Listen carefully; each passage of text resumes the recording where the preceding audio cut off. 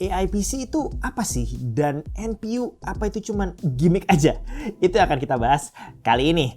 Halo teman-teman, jadi hari ini gue akan mencoba membahas seputar AI PC dan NPU. Semoga nggak kepanjangan ya bahasnya. Nah, jadi sebelum kita mulai lebih lanjut, ini disclaimer sedikit. Ini bukan review CPU dan juga bukan review laptop. Tapi gue akan coba bahas AI PC dan lebih spesifik komponen NPU-nya di sini. Nah, tujuannya sederhana, di mana era sekarang itu semua produk dikasih nama AI. Jadi gue berharap untuk teman-teman di sini bisa mengenal berbagai istilah ini lebih mendalam, setidaknya dari sisi kebutuhan komputasinya gitu ya. Dan satu sedikit tambahan, gue bukan AI expert di sini, itu harus cukup jelas dulu dikasih tahu ya. Pengetahuan gue seputar AI saat ini setara dengan pengguna biasa, mirip dengan teman-teman sekalian. Jadi ini sama-sama masih hal baru bagi gue, masih sama-sama belajar.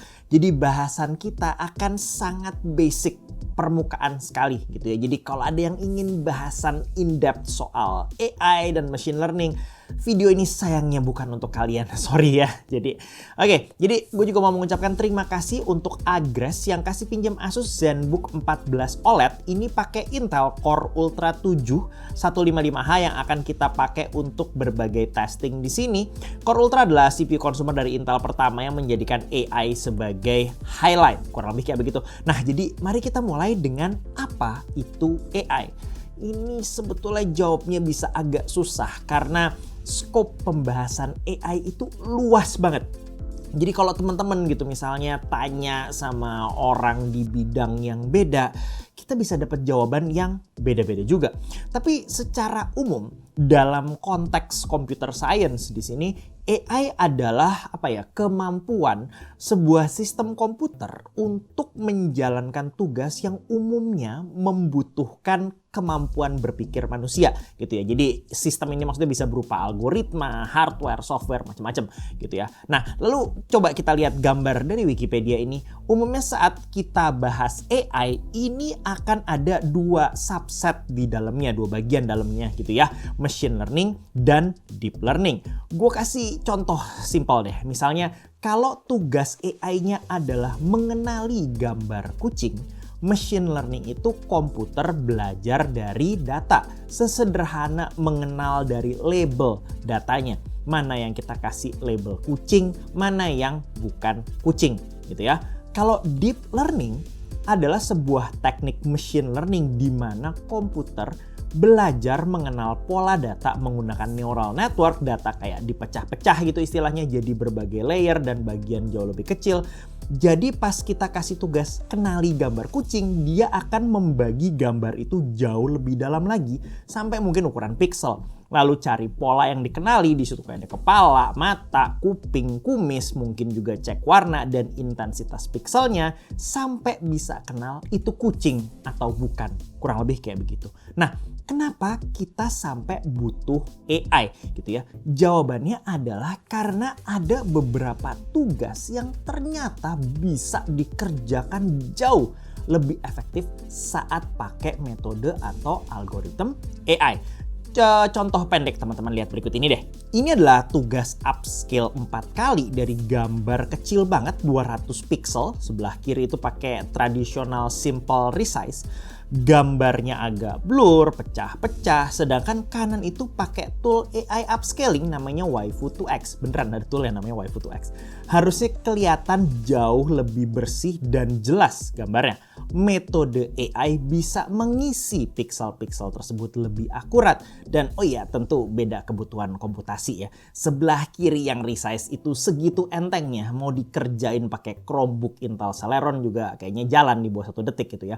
Yang kanan kalau kita mau instan kayak dijalanin di PC, kalian mungkin butuh GPU. Ya seenggaknya integrated GPU kenceng, kurang lebih kayak begitu. Nah, dan kalau kita bicara AI modern di sini, ada fungsi yang lebih pintar lagi dari sekadar image upscale gitu ya. Coba kita lihat contoh ini. Ini gambar yang kita pakai buat contoh tadi, itu bukan nyari di internet ya teman-teman. Itu di-generate pakai AI. Sebelah kiri itu pakai Stable Diffusion, jalan lokal. Yang kanan itu online, pakai DALL-E namanya. Oh ya, judul video yang teman-teman lihat ini di-generate oleh ChatGPT punyanya OpenAI gitu ya. Itu sebuah AI chatbot yang bisa diajak ngobrol hampir kayak manusia. Aku cukup yakin teman-teman kenal itu di sini gitu ya. Nah, lanjut. Di sini habis itu AI PC itu apa gitu ya. Kita lihat bahwa dalam konteks computing, AI itu nggak bukan adalah sebuah computational workload, tugas komputasi gitu aja sebetulnya AI itu. Nah, pas ada PC misalnya kita pakai buat ngerjain workload kayak content creation, ngedit foto, ngedit video gitu ya. Kadang kita sebut PC itu PC content creation gitu ya, atau mungkin zaman dulu banget kita bilang itu PC multimedia gitu. Nah, jadi di sini sederhananya AI PC itu asumsinya adalah PC yang bisa menjalankan berbagai tugas AI modern ini, ya tentunya dengan performa yang memadai. Kurang lebih kayak gitu. Workload AI sendiri ini agak beda sama workload di PC kebanyakan. Gue mau jelasin sedikit di sini. Ada yang eksekusinya online. Jadi dia butuh internet.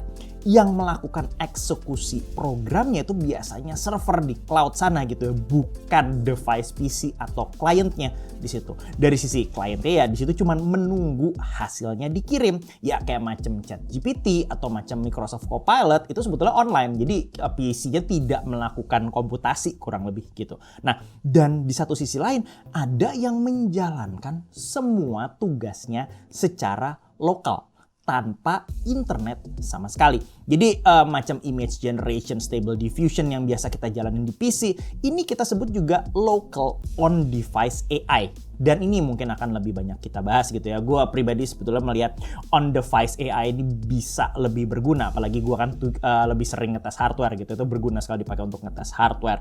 Nah, masih seputar workload AI, gue juga mau bahas sedikit istilah di sini yaitu training dan inferencing. Itu apa sih? Coba kita lihat berikut ini. Ini jelasinnya harus pakai analogi kalau mau gampang. Jadi inferencing itu eksekusi resep atau istilahnya model AI yang sudah ada. Jadi di sini istilahnya kayak kita nyeduh pop mie gitu ya. Tinggal tuang air panas, kelar gitu, gampang gitu ya. Nah, training itu kita bikin resepnya pop mie. Dari mulai bahan baku, trial and error, nyoba berbagai kombinasi bumbu, sampai packaging gitu ya. Ini jelas training itu jauh lebih kompleks dari inference. Itu teman-teman mesti pahami dulu. Nah, dalam konteks menjalankan program AI, sebagian besar pengguna di luar sana mungkin hanya akan menjalankan inference aja. Jadi eksekusi sebuah resep atau kembali lagi kita sebut dengan model AI gitu ya. Bukan training yang bikin model gitu. Training itu biasanya mengerjakan adalah perusahaan atau solution provider sebuah aplikasi AI, dan di sini juga kadang-kadang ada juga training yang dikerjain advanced user gitu ya untuk fine tuning model, tapi itu nggak kita bahas di sini, agak terlalu ribet. Nah, contoh deh, generate image pakai ChatGPT atau DALL-E yang tadi itu kita inference juga, cuman yang inference bukan komputer kita gitu, yang inference adalah komputer server atau di cloud gitu istilahnya, bukan di local. Nah, kalau kita generate image pakai stable diffusion, itu kita yang inference, hardware kita yang lakuin inference gitu ya. Inference atau menjalankan aplikasi AI di local itu macem-macem bebannya sebetulnya. Ada yang ringan sampai ada yang berat gitu. Ringan itu mungkin macam audio noise cancelling, mungkin kamera background effect, sampai yang berat ya tadi image generation itu salah satu workload yang saat ini lumayan berat. Nah, berikut ini gue mau kasih sedikit gambaran bagaimana saat kita jalankan proses AI yang berat di CPU. Coba lihat gambar ini. Ini adalah image generation stable diffusion jalan di CPU. Ini jalan di CPU laptop gua yang Core i7 12700H. Itu laptop di atas 8 core ya, dengan power relatif tinggi juga. Butuh waktu 2 menit lewat cuman untuk generate satu gambar. Ini berat sekali dan lama sekali sebetulnya. Nah, coba sekarang kita bandingin deh ke GPU integrated aja. Kita lihat. Ini jalan di GPU Arc di Core Ultra. Ini cuman butuh hanya 25 detik. Itu jauh sekali dengan CPU tadi gitu ya. Ini integrated GPU loh. Walaupun ya ini integrated GPU yang lumayan kencang gitu ya, dan arsitekturnya kebetulan kayaknya disiapin untuk handle akselerasi AI. Nah, rata-rata GPU modern itu sudah punya hardware AI accelerator kayak GeForce RTX itu dari 20 series yang dulu tuh udah punya gitu kan. Kemudian semua Radeon RDNA 3 RX 7000 series itu harusnya udah punya. Intel Arc A series desktop harusnya semuanya juga punya AI accelerator. Nah, mulai di Intel Meteor Lake yang Core Ultra ini, selain CPU dan GPU yang udah kita kenal, ada satu processing block lagi namanya NPU. Mungkin di sini kita bilang Neural Processing Unit. Blok ini terpisah dari CPU dan GPU sehingga asumsinya ya NPU-nya bisa jalan sendiri, independen gitu ya. NPU ini yang akan kita pelajari lebih dalam. NPU atau Neural Processing Unit itu sebuah hardware khusus untuk memproses operasi AI dan neural network, macam matrix multiplication, multiply accumulate, dan sebagainya di sini. GPU itu yang kita kenal sekarang itu dulunya disebut 3D accelerator atau graphics accelerator gitu ya. Itu sebuah hardware yang spesifik hanya dipakai memproses grafis dengan kencang dibandingkan CPU. Tapi yang sangat perlu diingat, ini penting ya. Jadi NPU itu prioritasnya low power. Jadi bukan performance atau throughput kayak GPU. Jadi lihat ini deh. Ini gue lagi pakai background blurnya Nvidia Broadcast. Lihat gimana tuh GPU powernya di atas 30 watt di RTX 3070 Ti gue gitu ya. Nah sebaliknya saat gue pakai NPU di sini background blur juga, tada itu CPU powernya kisaran 5 watt. Kecil sekali ya. Jadi ini yang teman-teman perlu ingat. NPU saat ini keunggulan utamanya bukan di performance atau throughput, tapi menjalankan AI application yang loadnya ringan macam background blur ini dengan power serendah-rendahnya. Itu adalah kegunaan NPU. Jadi di sini jelas kegunaannya NPU itu untuk battery powered device macam laptop gitu ya, sehingga pas eksekusi AI application yang jalan konstan gitu lagi on battery gitu yang nggak boros, nggak jerojos baterainya gitu. Nah sebaliknya untuk desktop PC ya kelihatannya karena NPU itu fungsinya power saving, di desktop ini nggak segitunya berfaedah sayangnya gitu ya, karena komponen desktop yang lain mungkin udah jauh lebih boros daripada power saving dari NPU-nya di situ. Nah, sama satu lagi, tadi di awal gue bilang kalau NPU itu bekerja spesifik di tugas tertentu, jadi NPU hanya bisa dimanfaatkan kalau ada software yang memanfaatkan akselerasinya gitu ya. Jadi ini persis kayak GPU, nggak akan otomatis dimanfaatkan gitu. Jangan berpikir kalau oh kita udah punya NPU berarti semua software kita akan langsung jalan di NPU-nya langsung semuanya mulus. Enggak gitu ya. Jadi harus ada software yang memanfaatkan. Kurang lebih kayak begitu. Oke, kita bicara lebih dalam lagi soal NPU. Kalau dulu di CPU atau GPU itu kayak ada istilah untuk menggambarkan kemampuan komputasi teraflops gitu ya. Mungkin teman-teman pernah dengar di sini. Di mana makin besar teraflopsnya jelas makin besar kemampuan komputasinya, berarti makin kencang komputernya. CPU dengan jumlah core lebih banyak tuh berarti teraflopsnya lebih tinggi. GPU makin banyak shader unitnya, clocknya makin tinggi juga berarti teraflopsnya makin tinggi. Gimana dengan NPU? Nah, saat ini ada rating ke NPU yang kita sebut dengan TOPS, tera operation per second gitu ya. Mungkin nggak dikasih floating point karena bisa jadi NPU-nya memproses sesuatu yang beda, misalnya data type int8 gitu ya, misalnya kayak gitu. Nah, cuman sayangnya kadang-kadang nilai TOPS ini bukan cuma NPU-nya aja, tapi ada vendor yang kadang-kadang menghitung combine CPU, GPU, NPU, macamnya Intel Core Ultra di situ gitu ya. Itu harusnya yang Core Ultra 7 165H 34 TOPS dihitungnya.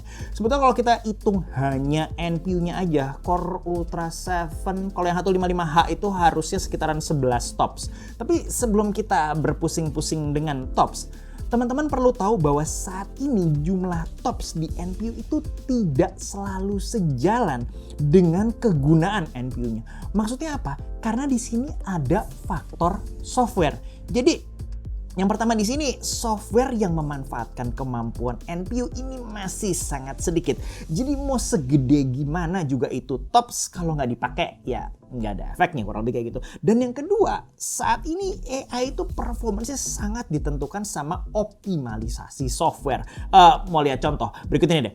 Ini yang tadi kita generate stable diffusion pakai GPU Arc itu 25 second. Itu lumayan kencang dibanding CPU-nya. Ini lagi jalan di API DirectML namanya. Sekarang saat kita pindah ke pakai OpenVINO Optimization, kita dapat peningkatan hampir 2 kali lipat. Itu sekarang 13 second per image. Jadi kenceng banget padahal hardware-nya sama persis. Cuman beda optimalisasi software. Se-powerful itu di AI gitu. Jadi teman-teman di sini bisa lihat bahwa contoh di mana optimalisasi software itu sangat menentukan performa AI. Jadi jangan terpaku sama topsnya NPU gitu ya. Yang teman-teman perlu cari adalah NPU-nya dimanfaatkan oleh software apa gitu ya untuk kerjain tugas apa, kurang lebih kayak begitu.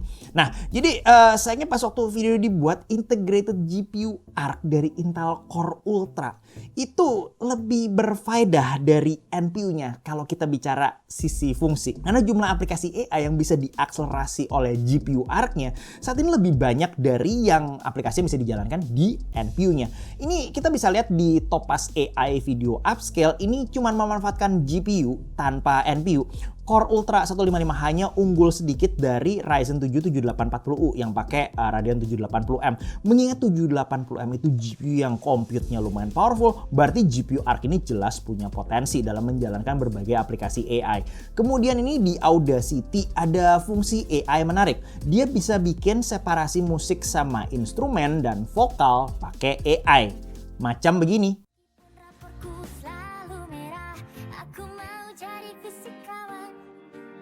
Kan ku hilangkan jarak dan waktu agar aku selalu bersamamu, walau hanya sebatas video call saja. Oke, ini waktu prosesnya 2 menit di CPU Core Ultra gitu ya, dijalanin di core CPU dan bisa kepotong setengahnya saat kita pakai GPU ARC ke 1 menit. Sayangnya NPU-nya pas waktu video ini dibuat belum banyak dimanfaatin software. Jadi gue sempat coba, ini ada Stable Diffusion di GIMP gitu ya. Ada model khusus yang bisa diakselerasi NPU.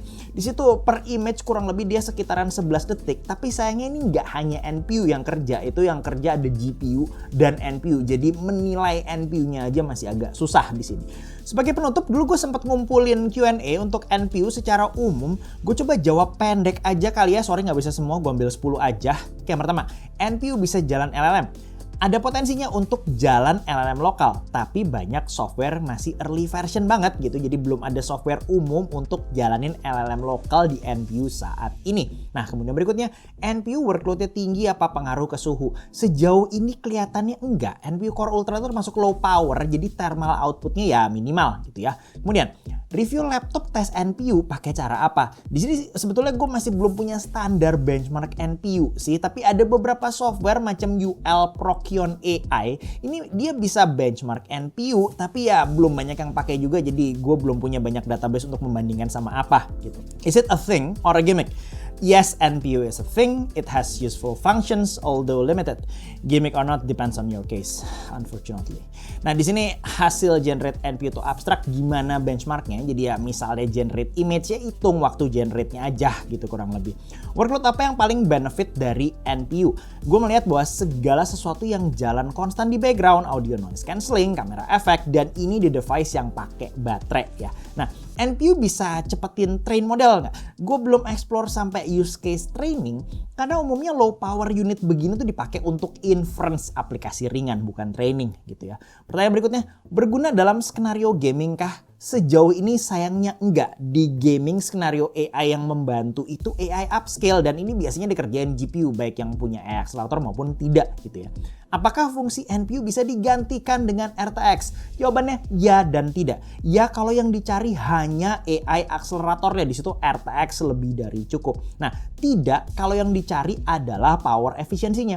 Gue belum lihat RTX yang bisa jalan aplikasi AI di 5 watt saat ini. Jadi ya di kasus itu NPU-nya akan menang di power efisiensi. Dan yang terakhir, apakah NPU bisa menurunkan konsumsi daya dan meningkatkan performa saat rendering? Saat ini kalau renderingnya dilakukan GPU atau CPU yang nggak likely, gue belum lihat bagaimana NPU-nya bisa ngebantu.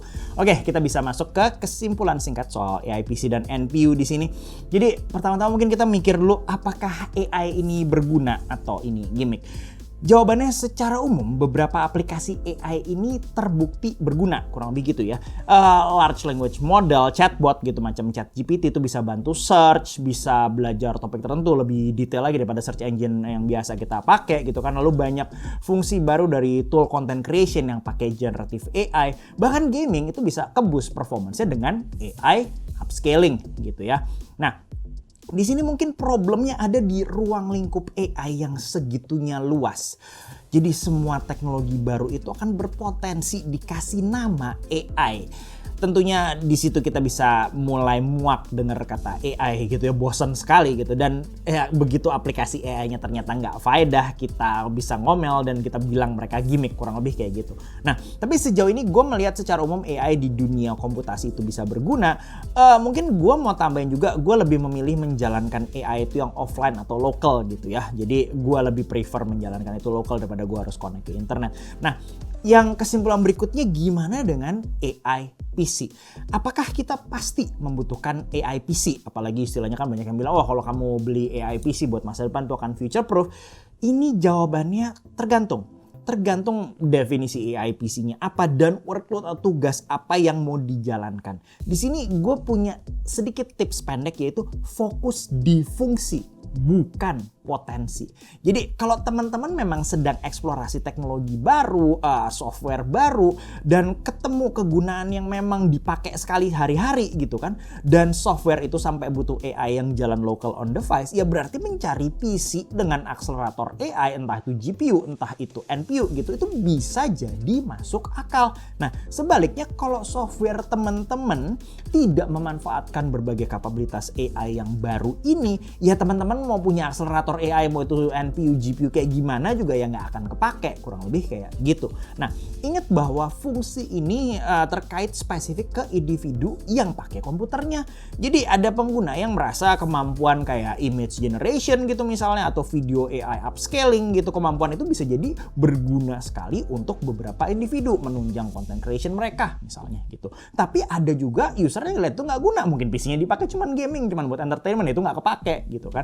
Nah, jadi pastikan kita memilih ya sesuai kebutuhan kita aja, bukan kebutuhannya orang lain. Berguna bagi kita juga belum tentu berguna bagi orang lain. Berlaku sebaliknya juga gitu ya. Jadi istilahnya selalu sesuaikan dengan kebutuhan software yang kita pakai. Nah, gimana dengan NPU? Intel pernah tulis kalau AI PC itu membutuhkan CPU, GPU, dan NPU. Di satu sisi gue setuju, CPU itu bisa jalan aplikasi AI ringan, fleksibel, yang nggak butuh akselerator gitu kan. Integrated GPU atau discrete GPU yang punya AI akselerator itu bisa jalankan aplikasi AI berat.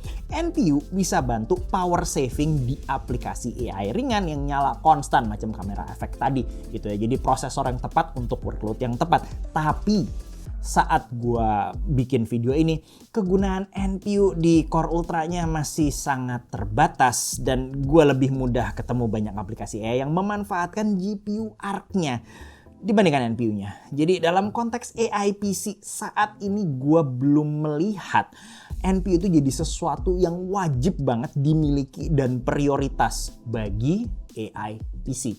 Dan di sini gue berpikir produsen PC macam Intel itu ya pasti akan berusaha untuk jual sebanyak-banyaknya NPU, entah Core Ultra atau yang generasi selanjutnya gitu ya. Karena tujuannya adalah untuk meningkatkan adopsi. Kalau makin banyak PC dengan NPU, ya teorinya makin lebih banyak alasan developer untuk bikin aplikasi yang bisa memanfaatkan NPU-nya. Nanti tapinya masih jadi potensi, belum benar-benar jadi fungsi itu NPU-nya. Kita mesti lihat nanti lah gitu ya. Nah, kalau gue misalnya butuh AI PC saat ini, pas waktu lagi bikin video ini, dibandingkan NPU, gue mungkin lebih prioritasin punya GPU yang punya AI accelerator. Kalau itu di laptop tipis berarti ini GPU-nya integrated gitu ya, kayak ARC, RDNA 3 IGP gitu. Kalau ini laptop gaming ya berarti ini GPU discrete macam kayak GeForce RTX gitu ya. Dan yang gak kalah penting dari AI accelerator di GPU-nya ini adalah ya software yang didukung. Karena nggak ada gunanya kita punya kemampuan compute segitu gedenya kalau nggak ada software atau API yang memanfaatkan mendapatkan GPU atau akselerator tersebut, sama aja bohong gitu. Nah jadi, dan secara spesial gue mau tambahin di sini bahwa OpenVINO-nya Intel ini adalah salah satu keunggulan besar dari Intel di sisi AI, karena kalau mereka bisa mendekati sebagian besar developer untuk makin banyak adopsi OpenVINO-nya ini, yaitu GPU ARC-nya mereka dan NPU-nya mereka ya lebih mungkin terpakai di sini. Oh ya, berikutnya di sini misalnya Microsoft mau punya standar AI PC, mereka sempat bilang bahwa wah, kita butuh tombol Copilot gitu. Sejujurnya gue nggak segitunya butuh tombol Copilot. Yang gue butuhkan, gue berharap mereka bikin RAM 32 GB jadi standar minimum di 2024 untuk AI PC gitu ya. Banyak sekali aplikasi AI yang segitunya boros resource, terutama memori dan storage. Dan gue melihat 16 GB memori itu ngepas banget. Apalagi ini dijalani sistem yang pakai integrated GPU yang masih makan memori utama gitu, apalagi memorinya LPDDR, soldered gitu, nggak bisa di-upgrade gitu kan. Dan ya untungnya yang gue pakai ini ZenBook-nya RAM-nya 32 GB, indah gitu ya. Oke, harusnya kelar semua bahasannya. Thank you sekali buat teman-teman yang udah nonton tanpa skip gitu ya. Jadi ini juga sorry kalau agak kepanjangan.